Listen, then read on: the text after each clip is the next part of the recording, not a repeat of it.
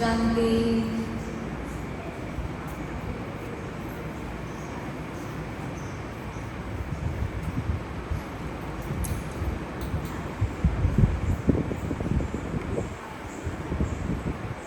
શ્રી વલ્લભ આચાર્ય છે કે શ્રી મહાપ્રભુજી જે નામથી બોલાવીએ એ જે છે એ ઠાકોરજીના મુખારવિંદનું અવતાર છે.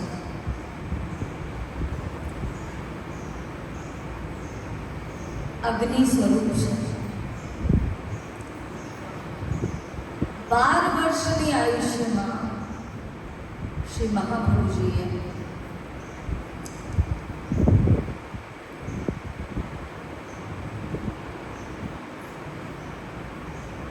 ચારો વેદ, 6 દર્શન અને 18 પુરાણ એમાં પારંગત થઈ ગયા હતા. પારંગત કોને કહેવાય કે ભાઈ એક તો જાણકારી હોય કે આપણે ભણ્યા હોઈએ બરાબર છે, થોડું ઘણું ના પણ આવડતું હોય એમાંથી, પરંતુ પારંગત કોને કહેવાય કે તમારે જ્યાંથી જે પૂછવું હોય પૂછી લો.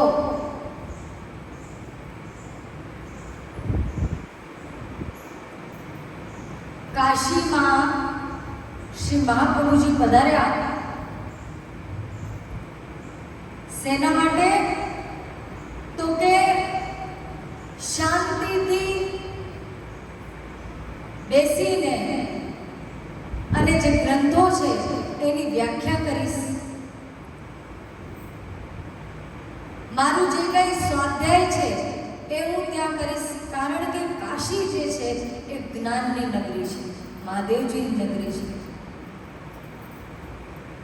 મહાદેવજી જ્ઞાનાવતાર છે. એમ કહેવામાં આવે છે કે મહાદેવજીના ડમરૂમાંથી જે અવાજ નીકળે છે એ પણ શાસ્ત્રોના મંત્ર અને વેદોના મંત્ર એમાંથી નીકળે છે. એટલે મહાદેવજી સ્વયં જ્ઞાનનું સ્વરૂપ છે. અને કાશી તો જ્યારે મહાપ્રભુજી કાશીમાં પધાર્યા શેના માટે?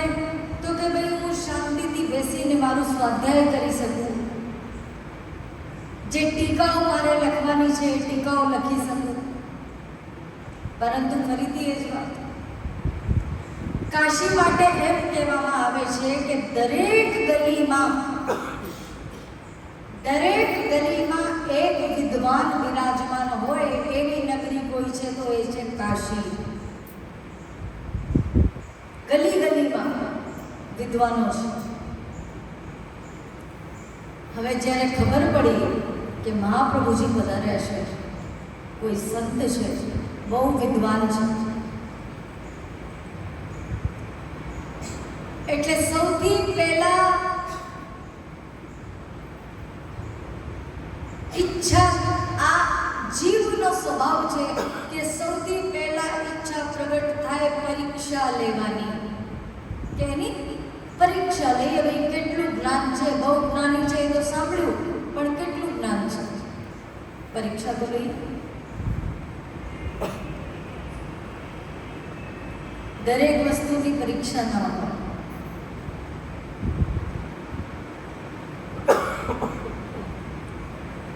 શ્રી મહાપ્રભુજીને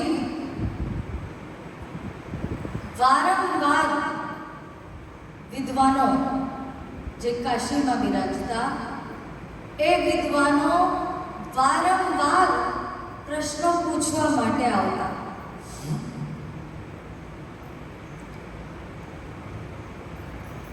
ભાઈ કે અહીંયા મહાપ્રભુજી બિરાજમાન છે? તો કે હા બિરાજે છે મહાપ્રભુ. તો કે એમની જોડે મને થોડીક ચર્ચા કરવી છે, કંઈક વિષયો છે એના વિષયમાં જાણવું છે. તો કે હા પધારો અંદર. અંદર આવે, જે પ્રશ્ન હોય એનો મહાપ્રભુજી સટીક એને જવાબ આપી દે અને વાર્તા પતી જાય. એવી રીતના નિત્ય 2 વખત 3 વખત નિત્ય કોઈક આવે ને મહાપ્રભુજીને પ્રશ્નો કરે ને મહાપ્રભુજી એનો જવાબ આપે. આવી રીતના દિવસો નીકળતા રહ્યા. હવે શાસ્ત્રકાર એમ કહે છે કે ભાઈ જ્ઞાની જે લોકો હોય અથવા જે સંત પુરુષ હોય, ઋષિ મુનિઓ હોય, મહાત્મા હોય કે સદગુરુ હોય, એને બહુ હેરાન કરવા નહીં. કેમ? કારણ કે એ પોતાના જે એમનું જે બ્રહ્મમાં જે દ્રષ્ટિ એમની સ્થિર છે અને પોતાનું જે જ્ઞાન છે એના વિષયમાં એ લોકો ચિંતન કરતા હોય. અને આપણે જો વારંવાર જઈએ તો એમને વિક્ષેપ પડે. એટલા માટે જ્ઞાનીઓને, સંતોને, મહાપુરુષોને બહુ હેરાન કરવા નહીં. દૂરથી જઈને દર્શન કરી લો, દંડવત કરી લો અને નીકળી જાઓ. હવે મહાપ્રભુજી જ્યારે આ વસ્તુથી હેરાન થઈ ગયા કે ભાઈ આ તો નિત્ય આવી જાય છે અને મારું સ્વાધ્યાય, મારે જે ભણવાનું છે એ થતું નથી, તો શું કરીએ? એટલે મહાપ્રભુજીએ એક ગ્રંથની રચના કરી જેનું નામ છે પત્રાવલંબન. અને એ એમના ઘરની બહાર, જ્યાં શ્રી મહાપ્રભુજી બિરાજતા, એ ઘરની બહાર એક ગ્રંથ ચોંટાડી દીધો અને નીચે લખ્યું કે જે કોઈ વિદ્વાન અહીંયા કોઈ પ્રશ્ન લઈને આવે તો આ ગ્રંથને પહેલા વાંચી લે. અને જો આ ગ્રંથમાંથી એને એનો જવાબ પ્રાપ્ત ના થાય, એનો ઉત્તર ના મળે તો જ મને મળવા આવે, બાકી મને મળવા આવે નહીં. પરંતુ એ ગ્રંથ એવો દિવ્ય હતો કે જેટલા પણ વિદ્વાનો કોઈ પણ પ્રશ્ન લઈને જાય મહાપ્રભુજીની જોડે, એટલે એ ગ્રંથની અંદર એનો જવાબ એને મળી જાય. એટલે પછી મહાપ્રભુજી જોડે એમને હેરાન કરવા કોઈ દિવસ જાય નહીં. એવા ગ્રંથોની રચના શ્રી મહાપ્રભુજીએ કરી છે.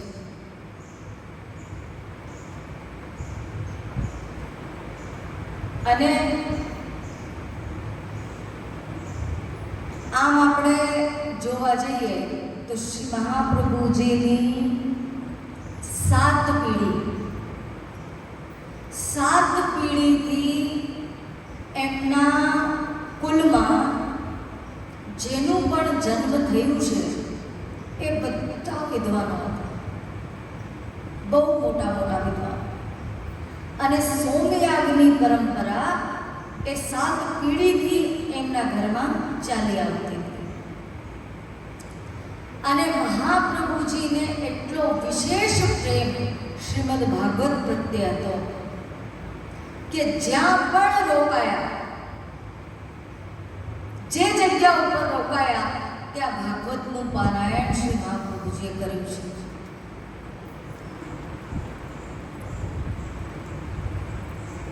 ચોરાસી બેઠકો જે એમની છે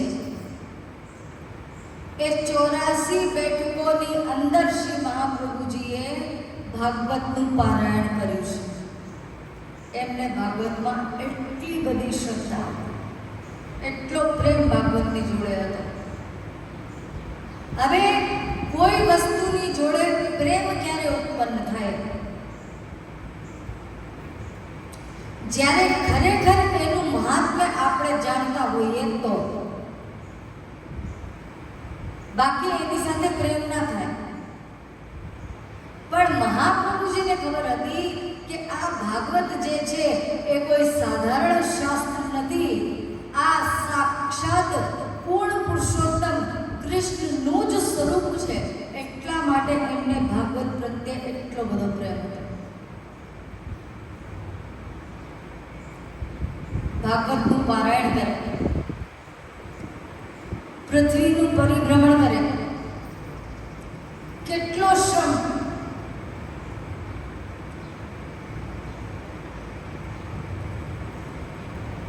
કોઈ સાધનનો ઉપયોગ નહીં. ચાલતા આપણે તો થોડુંક ચાલીએ ને આપણી પાસે સાધન હોય તો આપણે સાધનનો પ્રયોગ કરીએ, પણ મહાપ્રભુજી કોઈ દિવસે પ્રયોગ કર્યો નથી. 3 પરિક્રમા કરી છે, 3 પરિક્રમા ચાલીને કરી છે. અને એટલું બધું જાણતા કરતા પણ એમને ચિંતા શું હતી, મનમાં ક્લેશ શું હતો કે ભાઈ આ પ્રભુ જે છે એ તો સદગુણોથી ભરપૂર છે, એની અંદર સદગુણ સિવાય કોઈ વસ્તુ નથી, આનંદથી પરિપૂર્ણ છે. એવા પ્રભુ માટે કહેવાય ને કે આનંદ માત્ર કરપાદ મુખો ધરાદે, કે જેમ એક સાકરની ઢીંગલી તમે બનાવો તો એના પગમાં બી મીઠાશ છે, એના હાથમાં બી મીઠાશ છે, એના મસ્તકમાં બી મીઠાશ છે, એના દરેક અંગમાં મીઠાશ છે. કેમ? કારણ કે બનેલી જ છે સાકરથી. તો એવા શ્રી કૃષ્ણ છે, એવા શ્રી મહાપ્રભુજી છે કે જેની અંદર આનંદ સિવાય કઈ છે નહીં. એમનું સ્મરણ, એમનું ધ્યાન, અથવા તો એમને જો આપણે વ્યવસ્થિત રીતે ઓળખી જઈએ તો પછી એ આનંદ નહીં, એ પરમાનંદ જેને કહેવાય એ સ્થિતિમાં આપણે જતા રહીએ. પરંતુ આપણે આ વસ્તુને સમજતા જ નથી, સમજવા માંગતા જ નથી.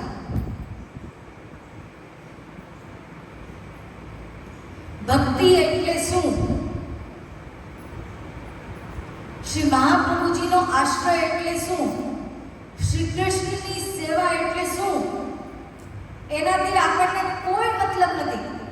બરાબર છે, 3 દિવસની શિબિર છે, સાંભળવાનું છે, જઈશું, બેસીને સાંભળી લઈશું, પૂરું.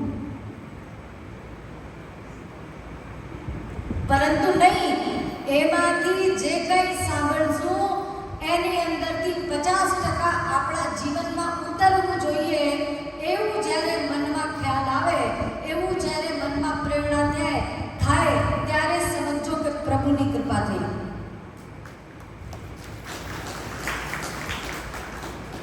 કારણ કે આ પુષ્ટિ માર્ગ છે, પુષ્ટિ માર્ગ મહાપ્રભુજીએ પ્રગટ કર્યો છે. આ માર્ગની વિશેષતા એક જ છે કે પ્રેમ લક્ષણા ભક્તિ જેની અંદર હોય એનો જ પ્રવેશ આ માર્ગની અંદર છે. અને આ માર્ગમાં કોણ આવી શકે છે, કોણ નથી આવી શકતો, એ પોતે શ્રી મહાપ્રભુજી એ વ્યક્તિઓને જેને કહેવાય સિલેક્ટ કરે છે, અથવા તો એ જીવને પોતે પકડે છે કે નહીં, આ જીવને મારે શરણમાં લેવું છે. હવે પણ આપણે મૂર્ખની જેમ કોઈ વસ્તુને સમજવા તૈયાર નથી એવી રીતનું વર્તન આ જગતમાં આવીને કરીએ છીએ. જો મનુષ્ય દેહ જેનાથી દેવતાઓને પણ ઈર્ષ્યા થઈ જાય એવું આ મનુષ્ય દેહ. દેવતાઓ કહે છે કે જ્યારે અમારા પુણ્ય પૂરા થઈ જાય અને અમને જન્મ આપવામાં આવે તો હે પ્રભુ, અમને ભારત વર્ષમાં મનુષ્યનો દેહ આપજો. અને એ દેહ આપણને મળી ગયો છે, પરંતુ એનાથી આપણે કોઈ સત્કર્મ, સત્કાર્ય, દાન, પુણ્ય કાંઈ કરવા માંગતા નથી. આપણી અંદર એક જ વસ્તુ છે જેને કહેવાય ભેદ બુદ્ધિ.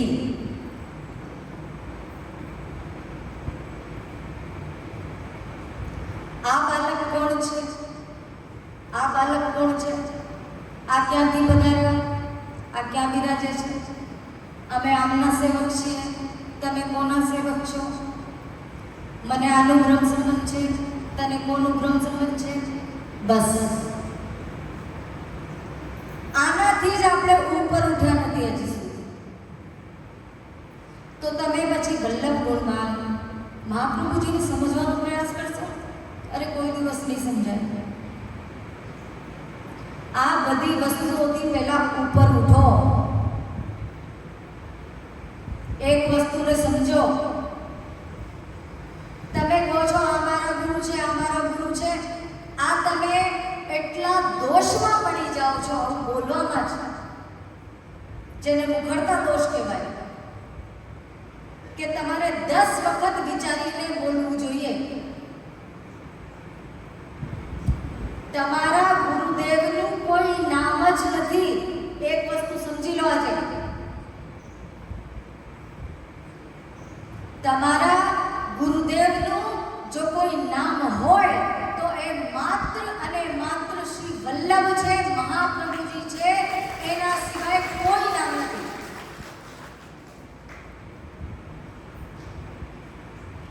હવે કોનો બ્રહ્મ સંબંધ છે?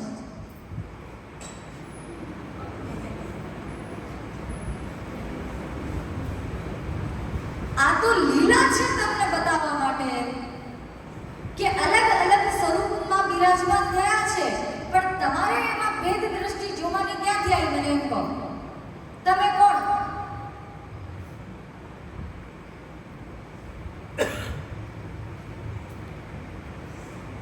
ગમે ત્યારે આપણે કોઈ પણ બાળકના ચરણ સ્પર્શ કરવા જઈએ તો એક જ વસ્તુ મગજમાં રાખવાની કે સાક્ષાત મહાપ્રભુજીના ચરણ સ્પર્શ કરી રહ્યા છીએ, તો જ એ ચરણ સ્પર્શ તમને ફલિત થશે, બાકી એ ફલિત નહીં થાય.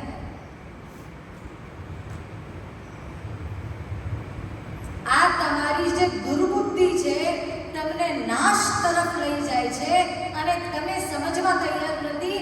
અમે કેટલું સમજાવીએ એમ કહો. કાલે જ મેં કીધું કે દુસંગ તો તમને બારે ઘડીએ દરેક જગ્યાએ મળી જશે, સત્સંગની પ્રાપ્તિ નહીં થાય. અને એ સત્સંગની પ્રાપ્તિ જો તમને થઈ હોય, એનો લાભ જો તમે નથી લઈ શકતા, એની અંદરથી તત્વ તમે નથી સમજી શકતા, તો તમારું જીવન બેકાર છે.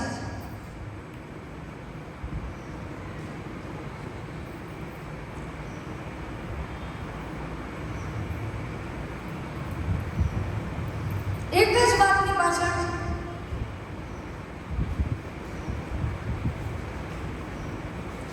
મહાપ્રભુજીએ કીધું કે મેં મારું મહાત્મ્ય જે છે એ મારા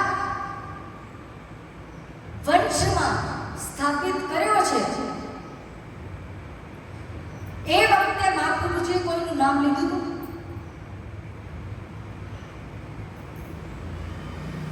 બોલો.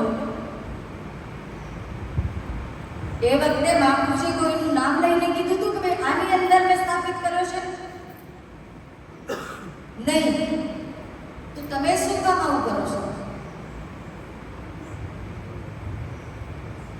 તમને શું કામ આ બાળકથી વધારે પ્રેમ છે ને આ બાળક જોડે પ્રેમ નથી ને પેલા જોડે બહુ તમે સેવામાં જાઓ છો ને આની જોડે સેવામાં નથી આવતા? કેમ આવી બુદ્ધિ રાખો છો? તમે જેટલા સત્કાર્ય જીવનમાં કરે છે એ નાશ થાય છે, એનાથી નષ્ટ થાય છે. એટલે એ વસ્તુને સૌથી પહેલા સમજવાનો જીવનમાં પ્રયાસ કરો.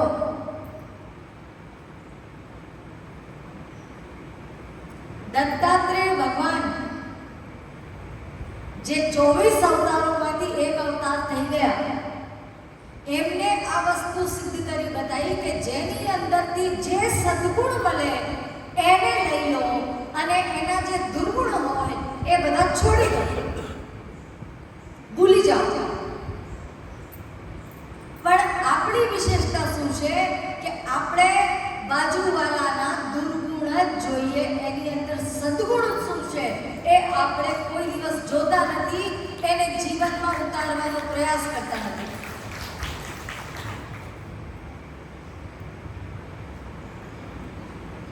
ભાઈ 100 દુર્ગુણ હશે કે બોલવામાં એને ભાન નથી, બહુ ખરાબ બોલી જાય છે, ગમે ત્યારે ઉતારી પાડે છે, જે છે એ છે, પરંતુ હા ભાઈ નિત્ય ફૂલની માલા કરીને ઠાકોરજીનો અંગીકાર કરાવે છે. આ વસ્તુ તમે જોઈ. હવે આ વ્યક્તિનો સ્વભાવ બહુ ખરાબ છે, એનાથી દૂર રહેવું, બહુ બોલવું નહીં, કારણ કે બોલવામાં એને ભાન નથી. પરંતુ એક સદગુણ છે, નિત્ય હવેલીએ જઈને અને જે સેવા ત્યાં મળે, પછી બુહારીની સેવા હોય કે બાસણની સેવા હોય કે વસ્ત્રની સેવા હોય, એ સેવાએ જઈને કરે છે. આ એની અંદર એક સદગુણ છે. આવી રીતનો વિચાર કરે નહીં, આપણે ઊંધી જ રીતે વિચારીએ છીએ. એટલે આ ટેવને બદલો. જો ખરેખર તમારે તમારું કલ્યાણ કરવું હોય, એના માટે જ હું કહી રહી છું. બાકી આજનો દિવસ, કાલનો દિવસ, બસ. પછી તમે તમારા ઘેર.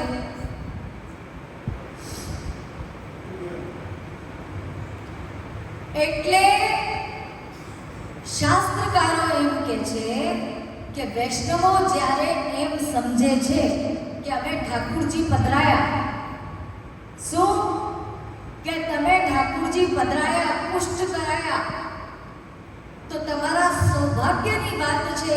એના જેવું ભાગ્ય તમારું કોઈ હોઈ ના શકે. પરંતુ જો તમે એમ સમજતા હો કે ઠાકુરજી પધરાવાથી અથવા તો ઠાકુરજી પુષ્ટ કરાવવાથી તમારા જીવનમાં કંઈ બદલાવ આવશે, તમને પૈસાની પ્રાપ્તિ થશે, તમને પુત્રની પ્રાપ્તિ થશે, તમને પત્નીની પ્રાપ્તિ થશે, તો તમે સાવ ખોટા છો. એ બધું ભૂલી જજો. કારણ કે સર્વોત્તમ વસ્તુ જે હતી આ જગતની અંદર, પૂર્ણ પરમાત્મા પરમેશ્વર એ ઠાકુરજીના સ્વરૂપમાં તમારા ઘરમાં આવી ગયા છે. હવે એનાથી ઊંચી કોઈ વસ્તુ બાકી રહી જ નથી જે તમને પ્રાપ્ત થાય, તો પછી શેની માંગ તમે રાખો છો? એક વાત. બીજી વાત કે છે, હા આ પણ છે કે તમને પૈસાની પ્રાપ્તિ થશે, પુત્રની પણ પ્રાપ્તિ થશે, પત્નીની પણ પ્રાપ્તિ થશે. આ લોકમાં જેટલા લૌકિક ભોગ ભોગવવાની તમારી ઈચ્છા છે એ બધા પ્રાપ્ત થશે. પણ ક્યારે? કે જ્યારે તમારા જીવનમાં કોઈ સદગુરુ આવે તો.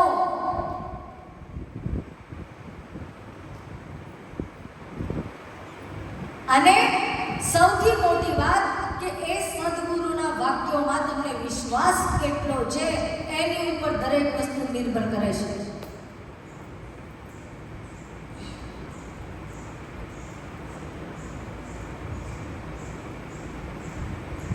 ઠાકુરજીએ સ્વપ્નમાં આવીને આજ્ઞા કરી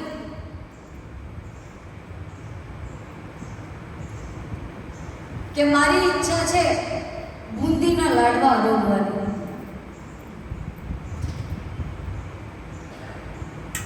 ઠાકુરજીએ આવીને સ્વપ્નમાં આજ્ઞા કરી કે આજે મારી ઈચ્છા છે મોહનથાળ આરોગવાની. હવે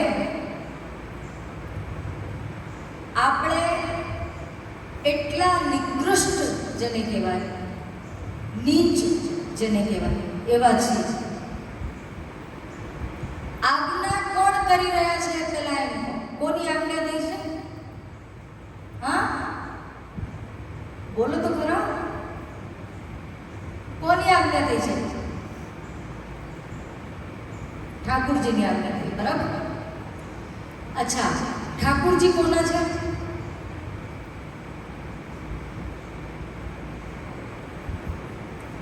જવાબ આપો, નહીં તો હું અહીંયા જ બંધ કરું હમણાં. બસ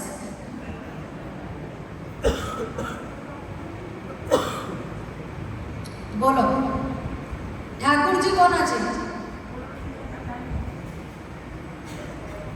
તમારા ઘરે જે ઠાકુરજી બિરાજતા હોય એ ઠાકુરજી કોના છે? બાજુવાળાના છે કે તમારા છે? તમારા જ છે ને. અને તમને જ સ્વપ્નમાં આવીને આજ્ઞા કરે છે કે મારે મોહનથાળ આરોગવો છે, મારે બુંદીના લાડવા આરોગવા છે. પરંતુ આ પામર જીવ જેને કહેવાય, આપણી બુદ્ધિ, આ સંસાર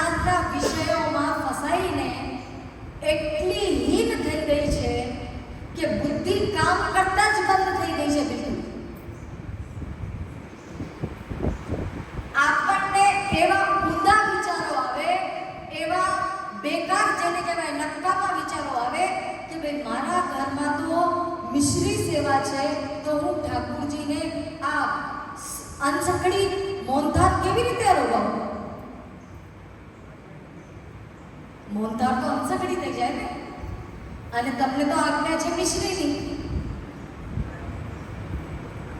હવે ઠાકુરજી તમારા આજ્ઞા તમને કરે છે સ્વપ્નમાં આવીને. એવા તો તમારા ભાગ્ય નથી કે જેમ મહાપ્રભુજીની જોડે ને ગુસાઈજીની જોડે ને સાથે લાલજીની જોડે શ્રી ઠાકુરજી વાતો કરતા, એવી રીતના તમારી સાથે વાતો કરે. તમારા ભાગ્યમાં તો એટલું જ છે કે સ્વપ્નમાં આવીને સંકેત કરી દે તો બસ આપણે તો અહો ભાગ્ય એ દિવસે. પણ આપણે એને આપણા ભાગ્ય માનતા જ નથી કે આપણા ભાગ્ય છે કે ઠાકુરજીએ આવીને આવી આજ્ઞા કરી. તો બધું ભૂલીને, બધું છોડીને સૌથી પહેલા મોહનથાળ અને બુંદી સિદ્ધ કરીને ઠાકુરજીના રોગાવીએ, બીજું બધું ભૂલી જઈએ નહીં. આપણે એની અંદર 100 પ્રકારના વિચારો.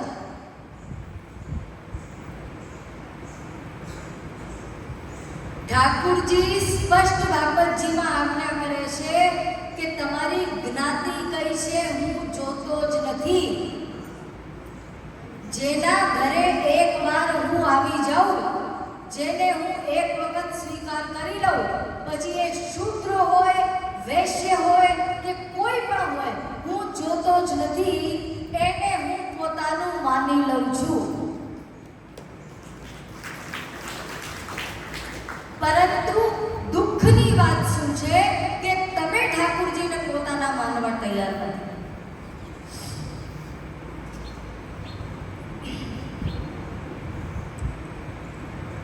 શ્રી મહાપ્રભુજીએ જેટલા વૈષ્ણવો, 84 વૈષ્ણવ જે છે એમના દરેકને સેવા પધરાઈ હતી. અને એ સમય એવો હતો, અંદર અંદર વાતો નહીં, શાંતિથી સાંભળો. અને એ સમય એવો હતો કે ઠાકુરજી આજ્ઞા કરતા, વાતો કરતા, અને એ પ્રકારે સેવાક્રમ ચાલતો. ભાઈ આજે તો સેવાક્રમ નક્કી થઈ ગયું છે કે ભાઈ ડોલના દિવસે આવી રીતે કરવાનું, દિવાળીના દિવસે આવી રીતે સેવા થાય, પછી નરસિંહ ચૌદસ હોય તો આવી રીતે સેવા થાય, જન્માષ્ટમી હોય તો આવી રીતે સેવા થાય. પરંતુ જે સમયમાં 84 વૈષ્ણવોને શ્રી મહાપ્રભુજીએ ઠાકુરજી પધરાઈ આપ્યા, ત્યારે વિવિધ પ્રકારની સેવા વિવિધ દરેક ઘરમાં થતી.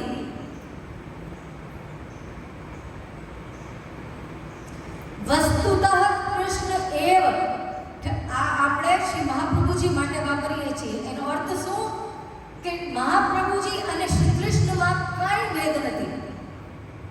કેવી રીતે? કૃષ્ણે ભાગવતની અંદર ઘણી જગ્યાએ એવી વાર્તાઓ ને એવી કથાઓ આવે છે કે જ્યાં ઘણા રૂપ ધારણ કર્યા છે.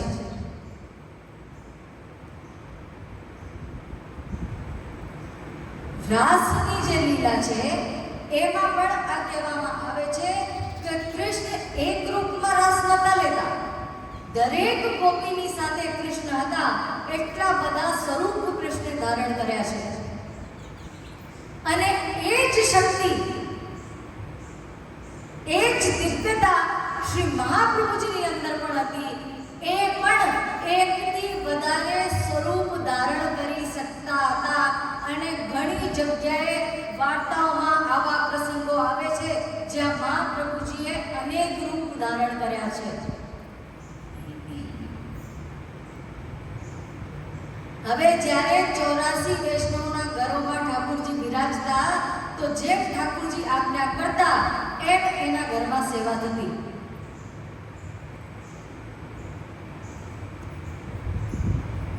તો શ્રી મહાપ્રભુજીની અને ગુસાઈજીની તો વાત જ શું થાય. નિત્ય ઠાકુરજી આજ્ઞા કરતા કે આજે મને બાસુંદી અરોગા, આજે મારે ઢોર ખાવો છે, ઢોર અરોગવો છે, ઢોર ખાવો, આજે આ સામગ્રી કરો. એટલે આવું તો આપણી સાથે થવાનું નથી. પણ જ્યારે ગમે ત્યારે આ મારી વાત ધ્યાનથી સાંભળજો, અને જો તમારા અંદર સેજ પણ વૈષ્ણવત્વ હોય તો આ વાતને માનજો કે જ્યારે ગુરુના દર્શન સ્વપ્નમાં થાય અથવા તો ઠાકોરજીના દર્શન સ્વપ્નમાં થાય તો એ સ્વપ્નને સત્ય માનવાનું. એ સ્વપ્નની જે ચર્ચા છે એ કોઈની સાથે કરવાની નહીં ગુરુ સિવાય. અને ઠાકોરજી જો સ્વપ્નમાં આવીને કોઈ પ્રકારની આજ્ઞા કરે, કોઈ પ્રકારની ઈચ્છા પ્રગટ કરે તો એને પૂર્ણ કરો, કોઈને પૂછ્યા વગર. તમે તમારી શું લાયકાત છે એ તમે નથી જાણતા, એ ઠાકોરજી તમારા કરતાં વધારે જાણે છે. આ વસ્તુને સમજીને ચાલજો. એટલે ભલે તમારા ઘરમાં દૂધ ઘરની સેવા હોય, ભલે તમારા ઘરમાં મિશ્રી ભોગની સેવા હોય, પણ જ્યારે ઠાકોરજીએ આજ્ઞા કરી દીધી મોહનથાળની, તો સમજ્યા વિચાર્યા વગર એમને મોહનથાળ અરોગાવો. એમાં ગુરુની આજ્ઞા લેવાની જરૂર નથી, પાડોશીની આજ્ઞા લેવાની જરૂર નથી.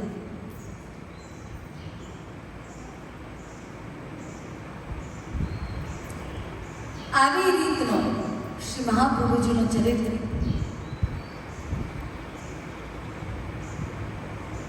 એક વખત શ્રી મહાપ્રભુજી અને એમના સમકાલીન જે વૈષ્ણવાચાર્ય થઈ ગયા, મહાપ્રભુજીની એ બધાની જોડે ખૂબ મિત્રતા હતી. એટલે મહાપ્રભુજી બિરાજતા હોય ને રામાનુજાચાર્ય છે એ એમને મળવા આવે, બેસે, વિદ્વત ચર્ચા થાય. ઠાકોર કારણ કે આપણી જેમ નહીં ને આજુબાજુની ચર્ચા. પેલીના ઘરમાં આજે તો મહેમાન છે, સવારે શું બનાવ્યું તે, સાંજે શું બનાવવાની છે, ટોકરી કઈ બિરાજે, શું શાકભાજીમાં શું લીધું, આવી બધી ચર્ચાઓ મહાપ્રભુજી ના કરે.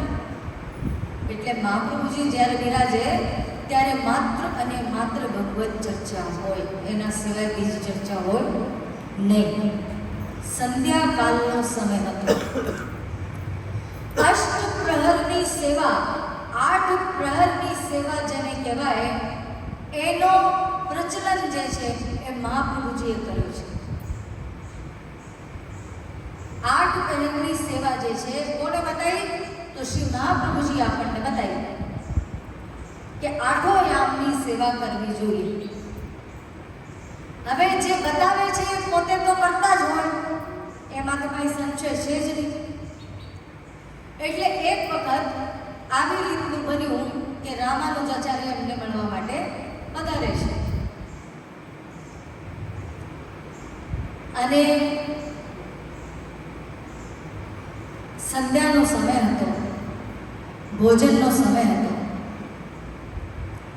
તો શ્રી મહાપ્રભુજી એમના શિષ્યને બોલાવીને કહે છે કે જાઓ બેટા, અક્કાજીને કહો કે એમના માટે તૈયારી કરે મહાપ્રસાદ અને એમને અરોગાવે. હવે મહાપ્રભુજીની આવી આજ્ઞા થઈ. એ સમયમાં અક્કાજી સામગ્રી કરતા. સાંભળજો ધ્યાન, આપણી મૂર્ખતા અને એ લોકોની દિવ્ય દૃષ્ટિ, દિવ્ય વિચારો આ સમજવાનો પ્રયત્ન કરો. મહાપ્રભુજીની આજ્ઞા થઈ છે એટલે એમાં કાંઈ સંદેહ હોય નહીં.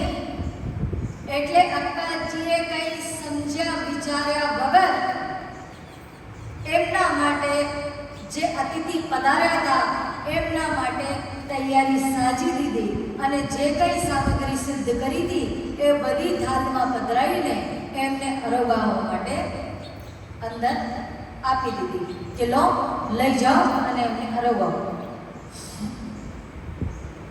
હવે સામગ્રી અરોગી રહ્યા છે અને કહી રહ્યા છે કે વાહ, આ સ્વાદ તો મેં કોઈ દિવસ ચાખ્યો નથી.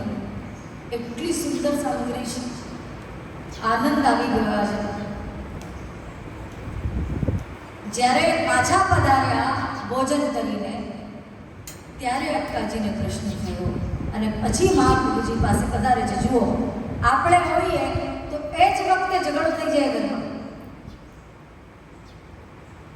કે ભાઈ તમને ખબર નથી પડતી આ 8 સમયની સેવા છે ને હજી ભોગ આવ્યા નથી ને તમે કહો છો એને જમવા માટે આપી દો. ભોગ તો ધરવા દો તમે પહેલા. નહીં, પરંતુ કેવી રીતે વાત કરવાની અહીંથી શીખવાનું છે. એમને ભોજન કરાવી દીધા. કેમ કે શ્રી મહાપ્રભુજીની આજ્ઞા હતી, આજ્ઞા એમને ના હોય. અને ભોજન કરાયા પછી જ્યારે એ અતિથિ ત્યાંથી વિજય થઈ ગયા, નીકળી ગયા, પછી અક્કાજી પધારે છે અને ધીમેથી શ્રી મહાપ્રભુજીને વિનંતી કરે છે કે પ્રભુ એક વાત આપને કહી દઉં કે ભોગ નતા આવ્યા અને આપની આજ્ઞા થઈ એટલે મેં થાલ કરીને અને એમને અરોગાવા માટે બહાર આપી દીધું. એટલે હવે આપ જેમ આજ્ઞા કરો એમ હું ફરીથી નવી બધી સામગ્રી કરું અને ઠાકોરજીને આરોગાવું કે જેવી આપની ઈચ્છા, આપ જેમ કહો એમ. મને કોઈ વાંધો નથી, હું ફરીથી બધી સામગ્રી કરી લઉં, આ સામગ્રીને બહાર કાઢી દઉં અને ઠાકોરજી માટે ભોગ તૈયાર કરું. એટલે મહાપ્રભુજી કહે છે અક્કાજી કે વાંધો નહીં, તમારી બહુ ઉત્તમ આ વિચારધારા છે, મને બહુ ગમી. તમે જે વિચાર પ્રગટ કર્યો એ કે હું ફરીથી ઠાકોરજી માટે સામગ્રી કરી દઉં, બહુ મોટી વાત કહેવાય. પરંતુ એક કામ કરો, મારી સાથે આવો. અને મહાપ્રભુજી અક્કાજીને જોડે લઈ ગયા, મંદિરમાં લઈ ગયા જ્યાં ઠાકોરજી બિરાજમાન હતા અને તાળી વગાડે છે કે પ્રભુ હું આવું. ઠાકોરજી આજ્ઞા આપે છે કે આવો. અને જ્યારે એક પડદો જે ટેરો હતો ઠાકોરજીની સન્મુખ, એ ટેરો હટાયો તો શું જુએ છે કે ઠાકોરજી એ બધી સામગ્રી જે અક્કાજીએ કરી હતી એ પ્રેમથી આરોગી રહ્યા છે. ભલે અક્કાજીએ ભોગ ધર્યા હોય કે ના ધર્યા હોય.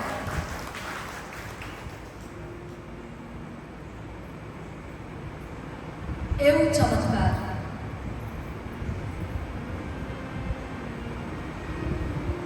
એટલે ફરીથી થોડી ઘણી મર્યાદા નડે છે, થોડા ઘણા વિચાર મનમાં આવે છે કે તમને સમજાવવા જવું, પણ એવી જ વાત સમજાવું જે તમને સમજમાં આવે.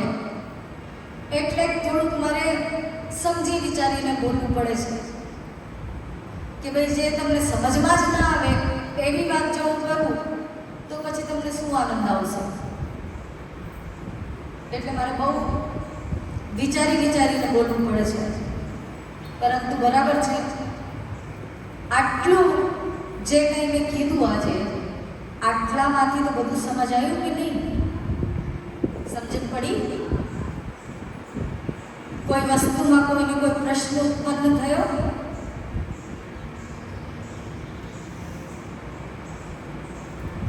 કોઈને કોઈ પ્રશ્ન?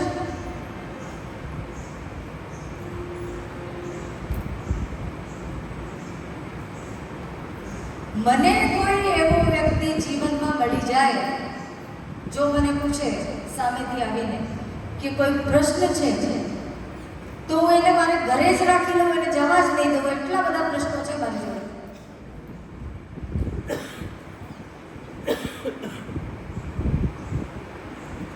અને તમને જ્યારે પૂછીએ છીએ કે કોઈ પ્રશ્ન તો તમે ચૂપ રહી જાઓ છો. હદ છે આ.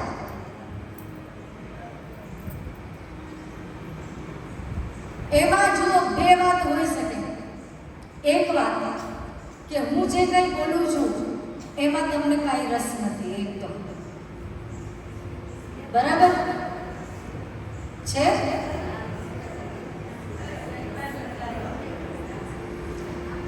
બહુ ઉત્તમ વાત છે જો હોય તો.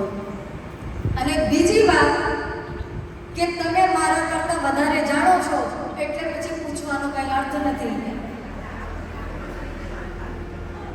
એવું થઈ શકે. એટલે આ બે કારણ હોઈ શકે. હવે એમાંથી કયો કારણ છે તો તમે જાણો.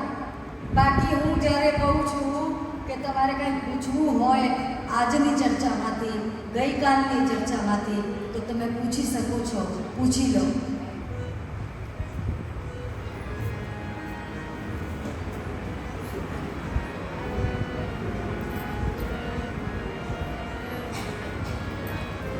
આપણે છે ને શેમાં રહી જઈએ ખબર છે? શેમાં પાછળ રહી જઈએ? શરમમાં.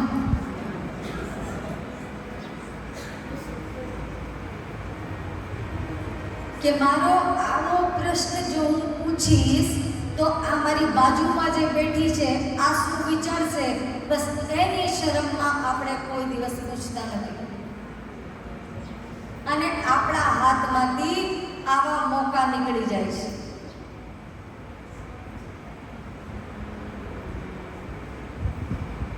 બરાબર છે. પરંતુ શરમ આમાં કોઈ દિવસ રાખવાની ના હોય. પછી પુરુષો હોય કે સ્ત્રીઓ હોય, મનમાં જે પ્રશ્ન થતા હોય એ પૂછવા જ જોઈએ, તો એનું નિરાકરણ થાય. અને એવું પણ બની શકે કે એ પ્રશ્ન તમારા એકલાનું ના હોય, બીજા ઘણા બધાના મનમાં એ જ પ્રશ્ન ચાલતું હોય, તો એક વ્યક્તિના હિસાબે 20 વ્યક્તિનું સમાધાન થઈ જાય તો આપણને એનું પુણ્ય પ્રાપ્ત થાય. આજે અહીંયા જ વિરામ આપણે કરીએ છીએ. કાલે ફરીથી 4 વાગ્યાનો સમય છે. આપણે 4 વાગે ભેગા થઈશું અને પછી આગળનું જે કંઈ મહાપ્રભુજીના ગુણગાન આપણે કરવાના છે એ પ્રેમથી કરીશું. બધા વૈષ્ણવને ખૂબ ખૂબ આશીર્વાદ.